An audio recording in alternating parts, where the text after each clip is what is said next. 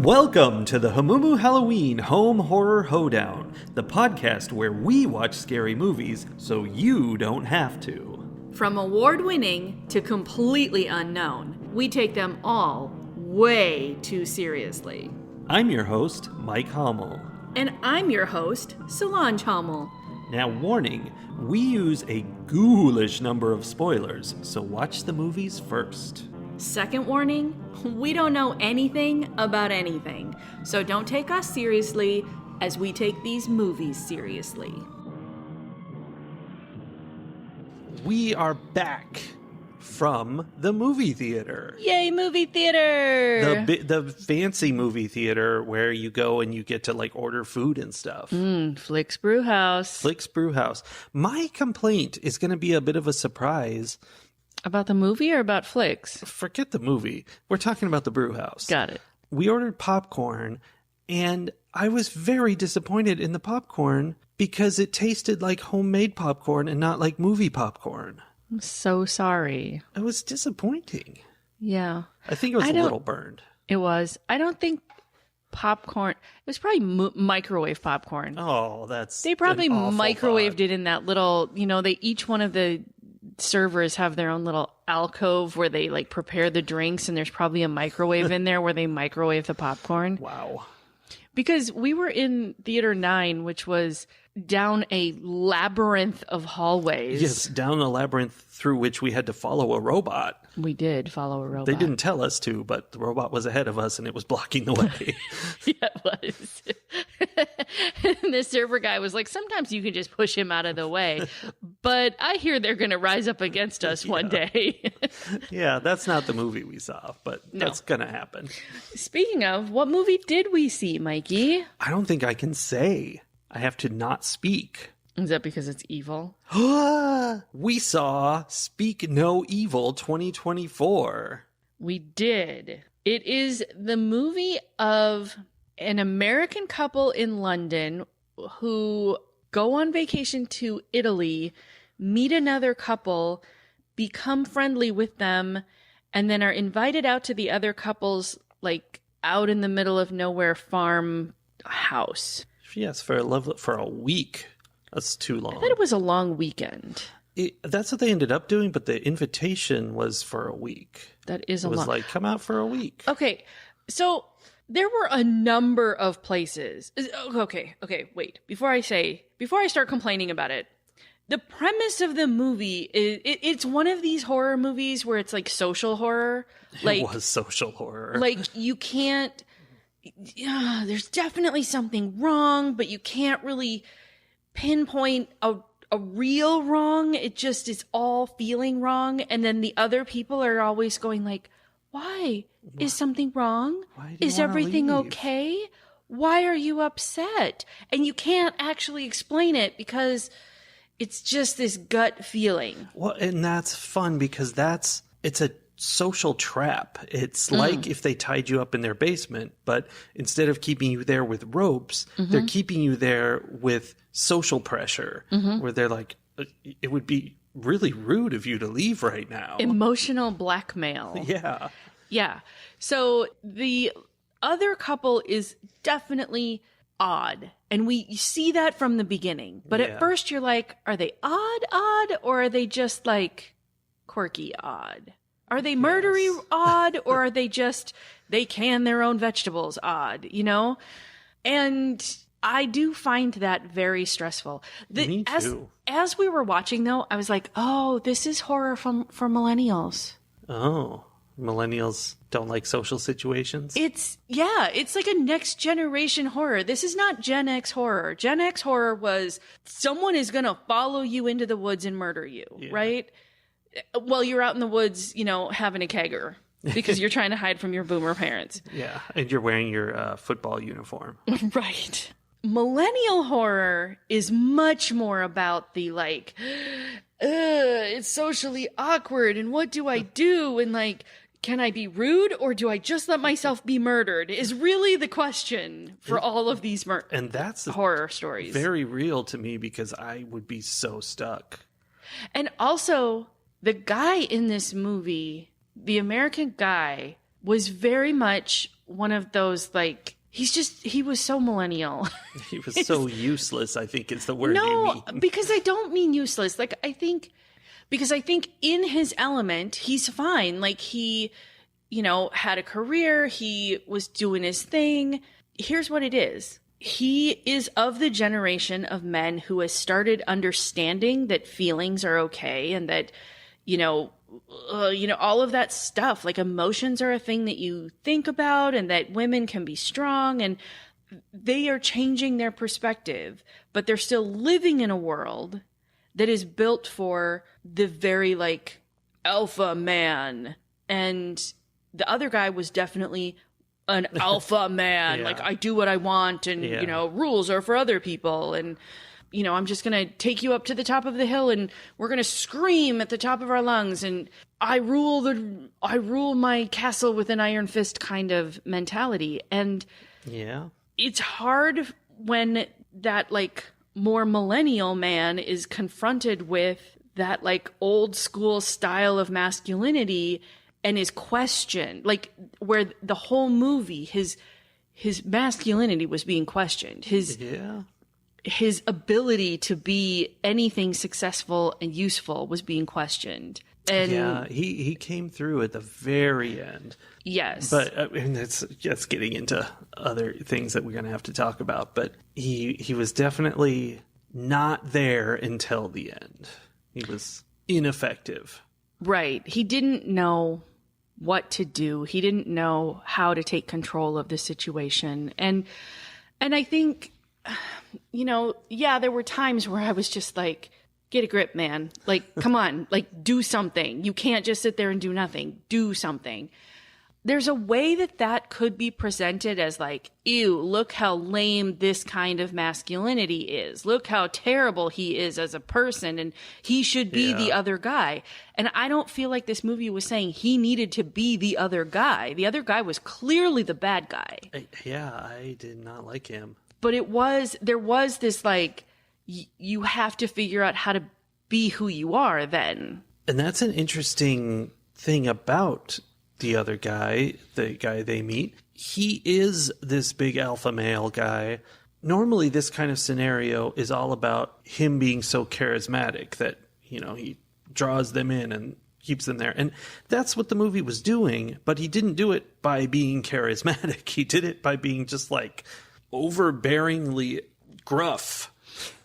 And it was because that was drawing the other man in. And he was like... He was so stuck. Yeah, I'm like, he was so like, why can't I be more like him? Mm-hmm. And I think that's a really realistic question. I think there are a lot, as men, and you can speak to this with more expertise. I'm one of those. But I feel like as men who are learning that other way of being, there still is that temptation to look and be like, ugh, but that guy looks like he's got it all put together. He looks like he knows what he's doing. He's confident. He's, all of those things. And there's that piece of it is very tempting. Even while this guy, he knew he didn't want to be the abusive jerk that this guy was when that part of him came out. But even though he knew that was something that was an element of this other guy, he still was like, but there's a part of him that I want to be. Yeah, it was confidence, like you were saying. That's the thing of it. He had unlimited confidence. He took control of every situation because he was just like, yeah, this is how it's going to be. And that's great. Very, we should all have that. But so often, horrible to everyone around us when we do. It so often comes with all of the other stuff, because when you have that level of confidence in your decision making and someone questions you, then everything goes off the rails if you don't know how to handle that. Yeah. So while we were watching it, and I want to come back, I want to put a pin in and come back to the number of times when I thought these two Americans took it too far. Often I relate to the characters that are stuck because I'm like, I would probably be stuck too. I also put like being nice over a lot of other things. Yeah. But there were a number of times where I was like, yeah, that crossed a line. I don't know how they didn't notice that crossed a line. I don't know how they didn't cut off this friendship within 20 minutes of meeting these people. Yeah. But we'll come back to that. While we were watching, and I was realizing how much this movie was about the men and their different ways of dealing with emotions, because the alpha guy he was super broken. Like, yeah, he was. I think ultimately his driving force was that he needed someone to love him. Yeah. And that everything that he did came from that. And he didn't know how to get that. So he was doing what he could. And the thing is, our American guy also was struggling with not feeling loved because his wife had been texting with another guy, and like he was also struggling with that. So when I realized this movie was really about these two men feeling unloved and the various ways that they handled that, I was then wondering, like, how did you notice that? Did you feel like this movie was written for men, about men at all? I did feel that, but I don't know, because I mean, it was also about the American wife and her deal. I love that we don't know their names, but we didn't take notes on this movie. We did not take notes, and I truly did. The guy's name was Ben, the American guy. The woman's name was Louise. Ben and Louise. We're so good at this. Or Louisa. We're professional podcasters. I don't know. And then the other guys were Kira and Patty. Oh, yeah, Patty. Yes. Okay, so... We're so good at this. We watched this movie. And their son, Ant. Their son, Ant. In quotation marks. Yes. And then the American couple had a daughter named Agnes. Anyway, I think the movie was a lot about Louise. I mean, I feel like she was the main character. Do you? Yeah, and I do. It was it kind of centered around her point of view mostly. And in the end, she was kind of the big hero over and over again. That's so interesting. There was the kind of climactic battle of this movie is something that if Gamergaters get their hands on this movie, and I don't think they will because they won't pay attention to this kind of movie. It's not about Sonic. They will be so mad at the woke DEI that's in this movie, because the useless man being saved 3 times over by the amazing woman. Mm-hmm. And the fact that, okay, even before we get to that part of it, the fact that he is so useless and he is so like, my feelings were hurt. And I'm like, this is what they would say. Like, I think he was a very interesting character, actually. But they would be like, oh, my feelings got hurt because my wife texted with another man. And I, instead of kicking her out, I don't know what to do about it. And that he couldn't make any decisions. And that he let her take responsibility for making all of the decisions. But then also was kind of pissy about it. Because then she's telling him what to do. And like they really set it up for this very weak male character, weak husband, milquetoast husband, and very strong cheater wife. Like, it was everything that they think like liberal families are, right? Yeah. But it wasn't written in that way. I think you could watch it and you could put that on it, but it didn't feel that way. Like, it didn't feel like that was the intention. It felt like this is how a lot of relationships are, and they always have been. And maybe we are just seeing one. Right. We're not seeing that. We don't see that in the movies or on TV. We're seeing it here. It makes me think of the show Kevin Can Beep Himself. Yeah. Because it's also like about how sitcoms, the husband is like the guy who the world revolves around, and the wife is just kind of revolving around him. But it's super interesting to me that you think she was the main character and that she was the hero at the end, because I think exactly the opposite. I think there was a lot of it that was from her point of view. That's what I'm saying. That's what makes a main character. But truly, I think a lot of it was about him. And really, it was like, we're seeing her, but I think we saw a lot of his point of view too. And it was just harder to notice because he was milk toasting around through his point of view. He was just kind of like floating through his scenes in this like, I don't know, I'm just going to do what my wife or what this alpha male tell me to do. Yeah. And I identified with him. Did you? Sadly. Oh, but I think that that's where the story arc came from, because the real, like, yes, she was who she was through the whole movie. She was like, I'm going to protect my daughter at all costs. And every time her daughter was being in danger, or even just someone was like making her daughter uncomfortable, she was right there to be like, no, that's not, she doesn't have to do that if she doesn't want to, or stop telling her, you know, whatever. She was very much mama bear all the time, almost too much. And he was like, honey, don't bother them with that. Right? She's the, okay, I'm going to take the pin out of my first place where they should have been like, we're done with this couple. They have to go find the bunny that the daughter lost. And the other family shows up on a Vespa, and the Vespa's so cool. And the, you know, milquetoast dad is like, ooh, your Vespa is so cool. And the daughter's like, I want to get one. We should get one. Mom is like, I don't think so. And then Patty is like, no, I'll take her for a little spin on our Vespa. Yeah. And they let their 12-year-old daughter get on a Vespa with no helmet in a country they don't live in and don't speak the language in, with a total stranger that they had only met once at their resort. Yes, that, knowing how the movie ends, that could have been the end of their daughter. That could have been the end of the movie right there. He could have just taken her and she's gone. Gone. That's what would have happened in real life. Although he did leave his girlfriend, wife, person there as collateral. He did. But I think she probably had enough wherewithal that she could have vanished off at some point.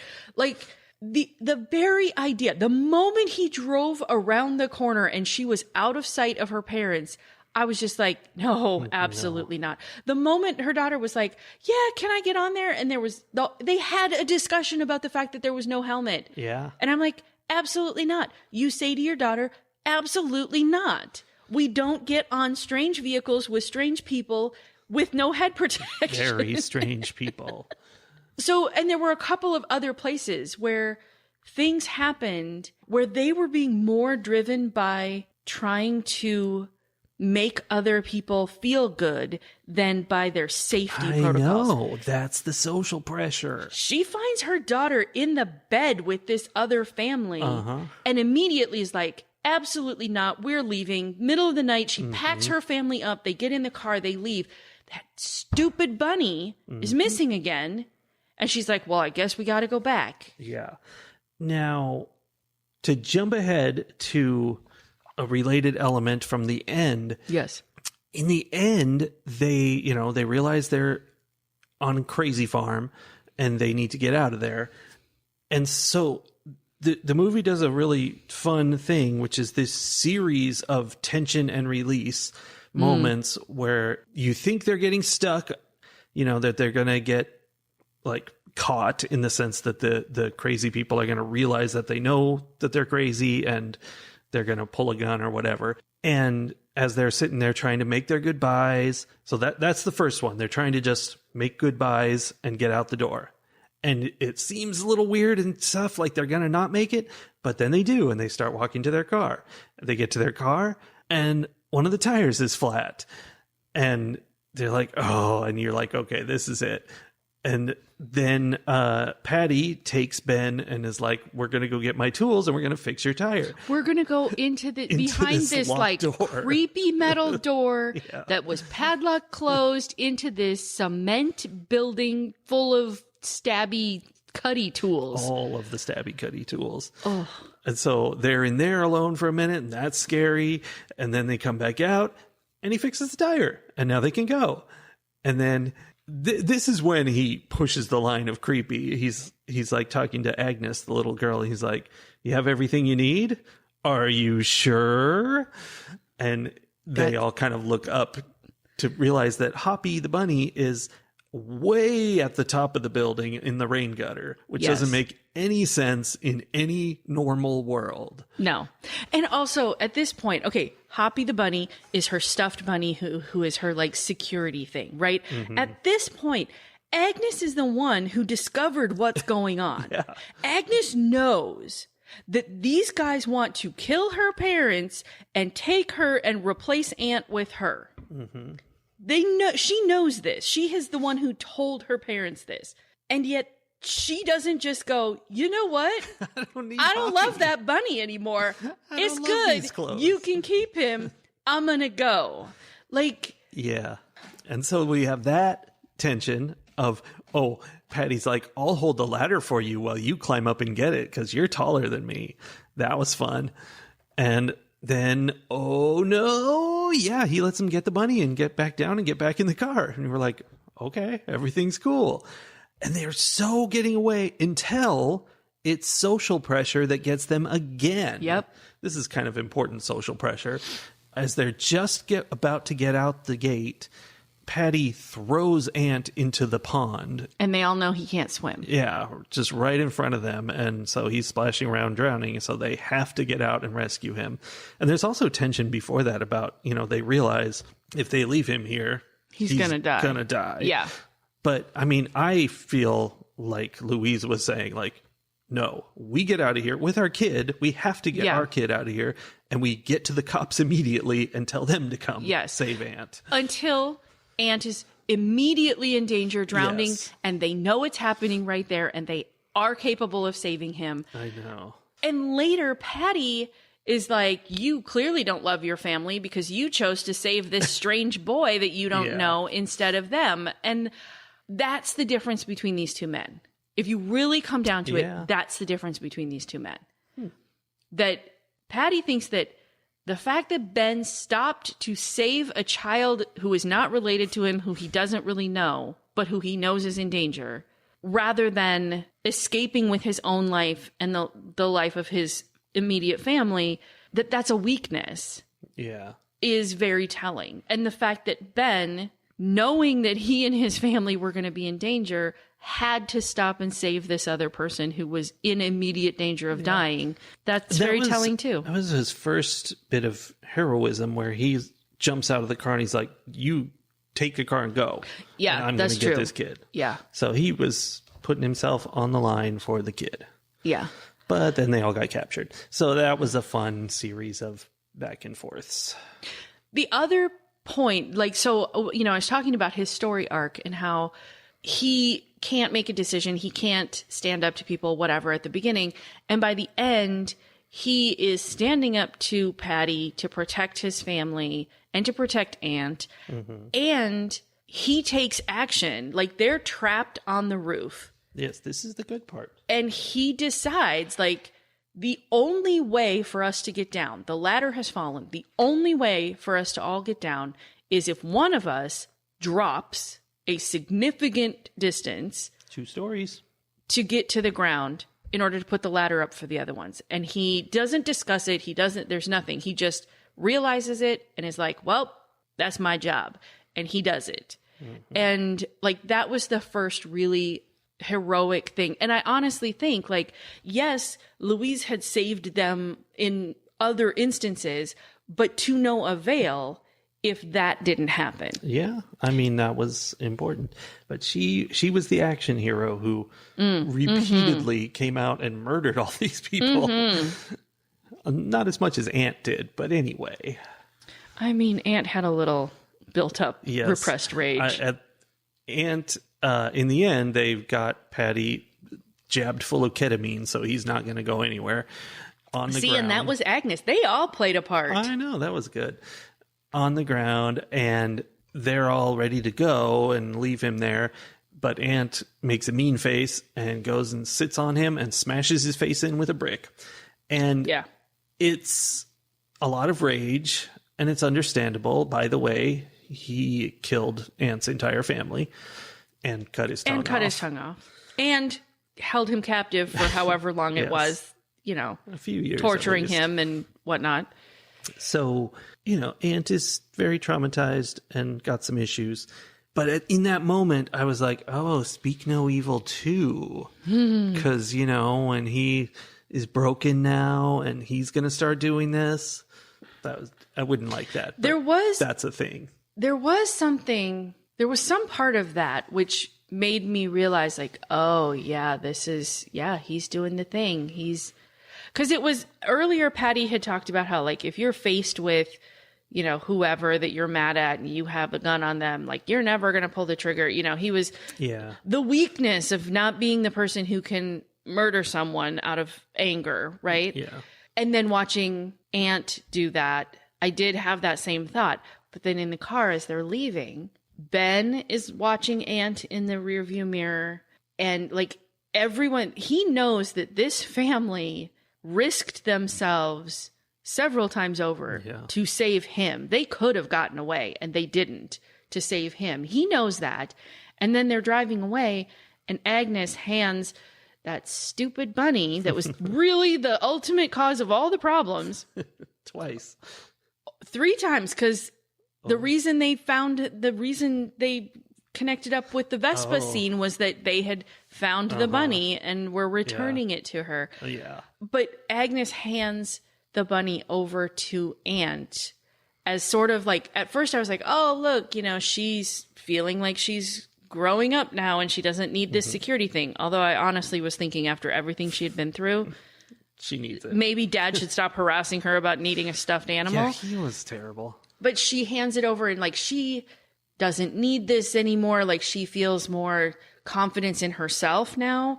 And also then I realized like, this is a symbol that someone cares about him, and you see him cry. And the fact that he cried gave me hope.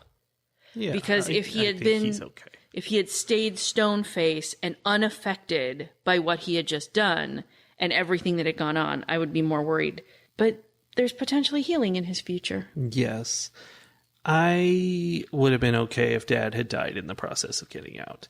Which brings me to a topic. Wow. Wow. That the advantage to horror movies is that half the time they end with all the good guys dying. So you end up in a situation like this and you don't know if we're going to live or die. So it gives you a tension that other movies can't do because you always know the good guys are going to win. And in this movie, the good guys win 100%.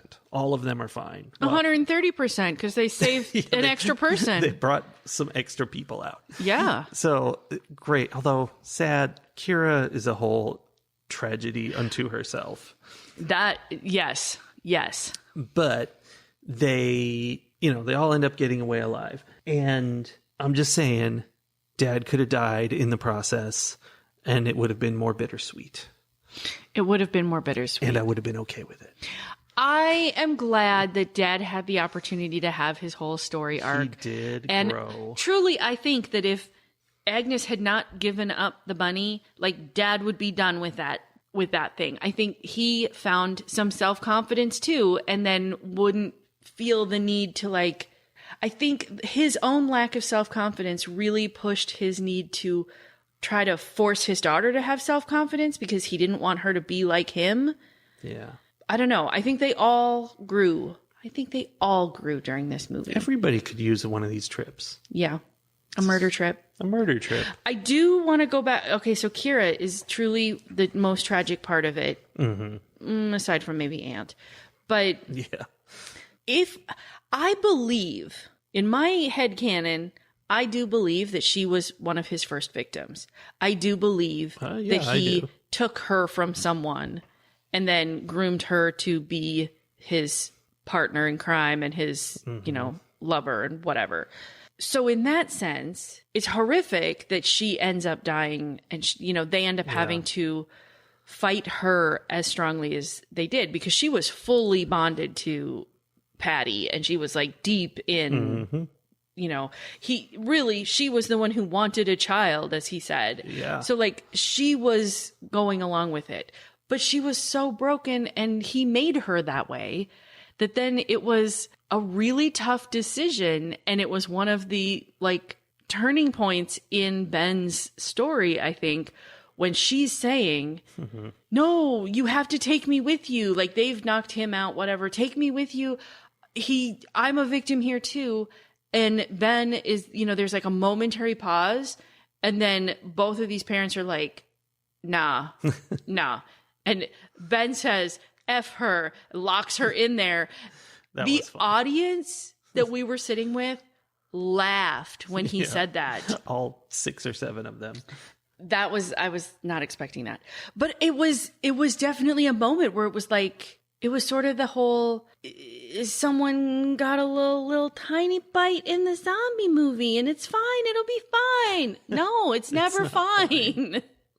Like, there comes a point, which is very weird for me to say because I don't believe that there ever is a point, but it's clear from this movie. There is a point. According to this movie, yeah. No, I'm saying if I were in that situation, I would have done the same thing. Yeah, and I would have felt justified in doing it. That's the thing. It all comes down to you're there with your kid and this other kid who you're trying to save. Like, at that point, you have to do what you have to do to protect them. Yeah. That's the priority. Yeah. And it's interesting to me then how many of these, moral, ethical dilemmas there are in the world and how differently people feel about them. Because I think also that's kind of the underlying question of the movie is how much should you be driven by what you want and what's best for you? Because that's Patty. Yeah. Every choice Patty made was about what Patty wanted. Yeah. Or, do you go to the other extreme? And this is the part I related to, where you prioritize everyone else except yourself. Yep. And what problems does that cause? And where's the line? Well, it's somewhere short of letting other people murder you is what this movie has taught me. Yeah. You don't let them kill you, I think. That's at least not if you have point. A child with you. I think in general, you're not supposed to let people murder you. That's a good general rule. Yeah.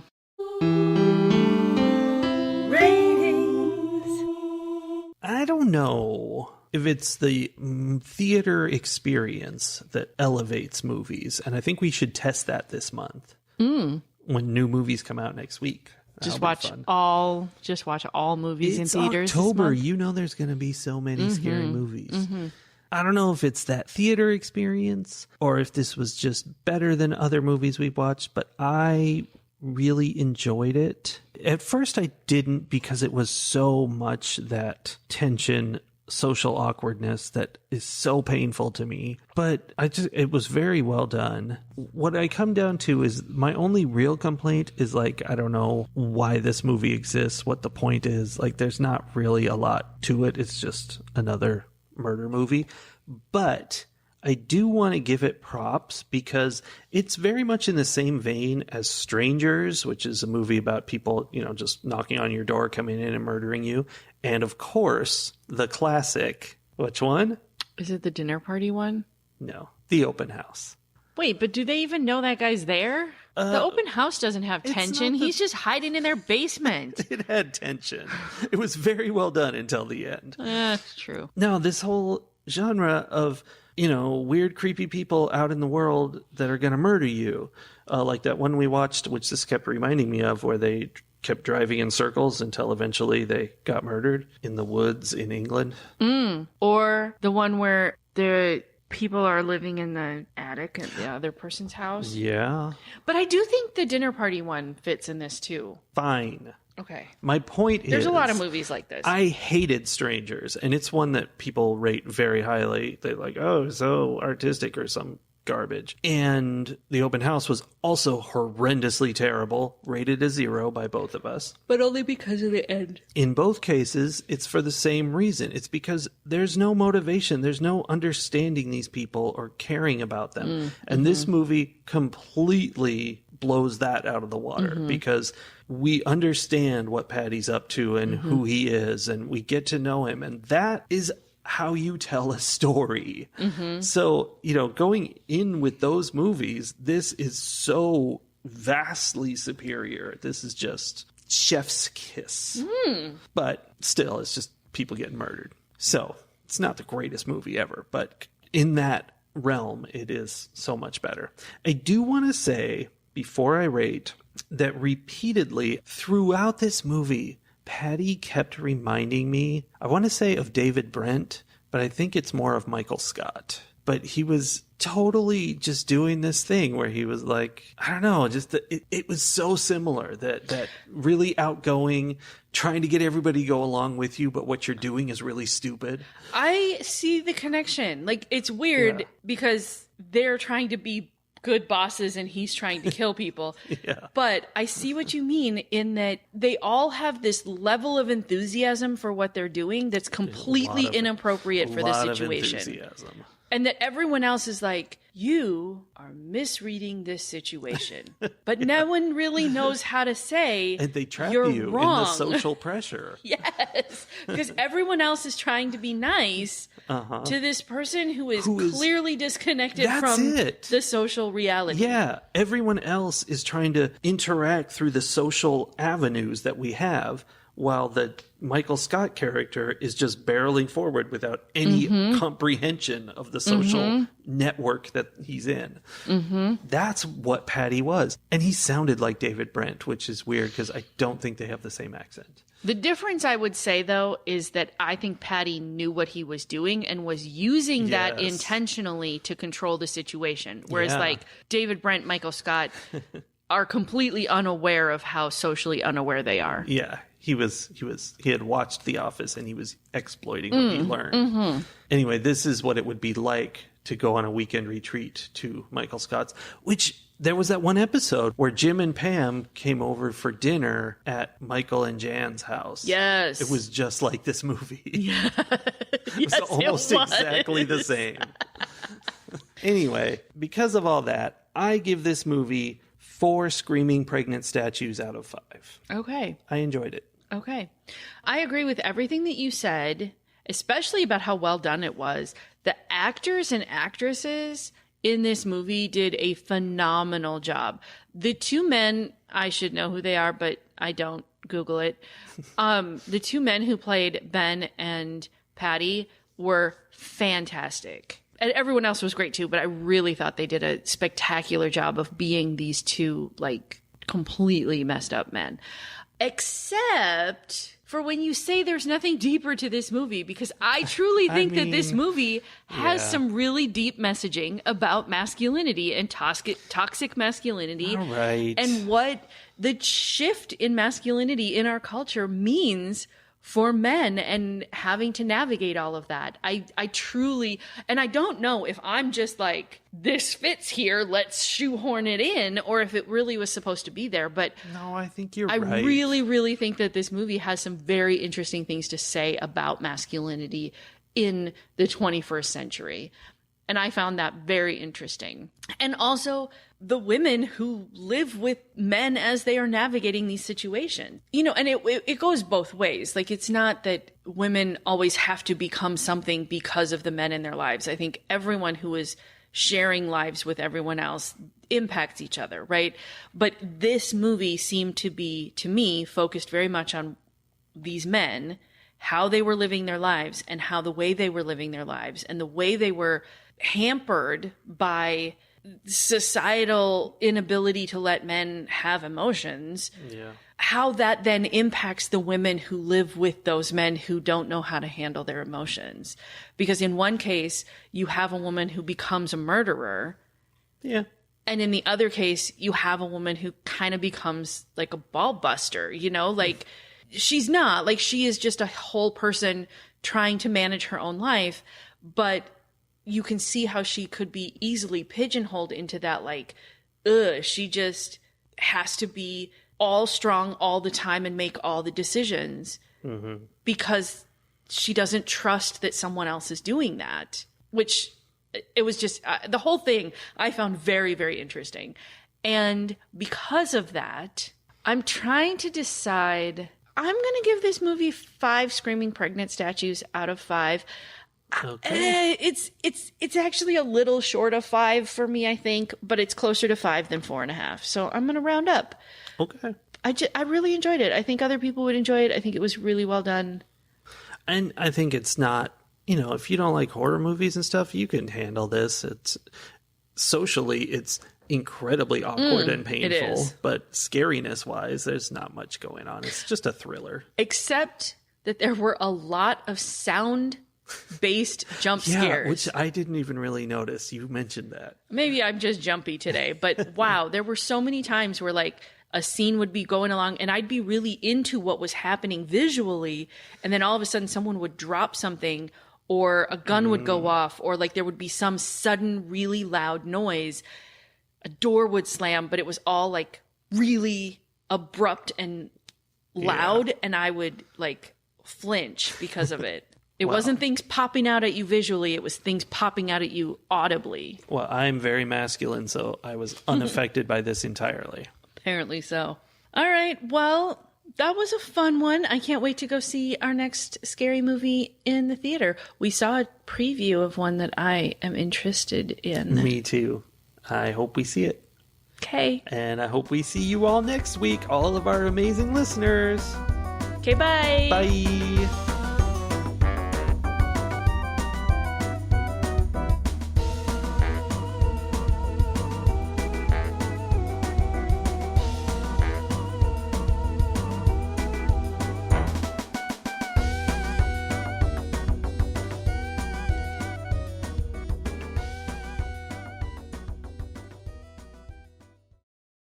TikTok. Hi, I'm here. Why I'm talking. Did you say TikTok? I don't know, because it's a clever series of sounds. Tick tack tock, tuck, took, Tech. tech, tick tack tick tock tock, and sometimes tyke.